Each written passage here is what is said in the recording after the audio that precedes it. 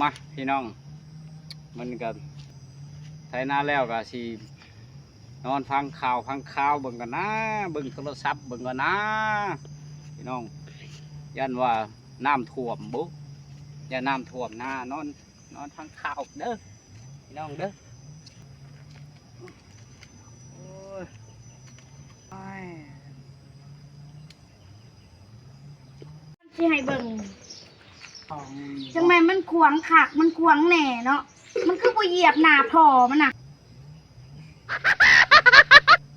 นี่นะเพศนี่เบาแม็กสาวพรมันเอาตีนเหยียบให้มันตายหลดคมให้มันตายหลดบักตัวเอาตีนเหยียบนี่ให้มันเหยียบหน้าพอมันจะหน้าพอมันหมุนมาถูกแล้วมันเหยียบหน้าพอมันแหละมันไม่เหยียบหน้ามันเองเด้อบักหาขุดกินหัวมึงเอ้ยจะแม่มันขวางขัดจะแม่มันขวางแหน่แล้วมาจังได๋อีกหมอนี่เอา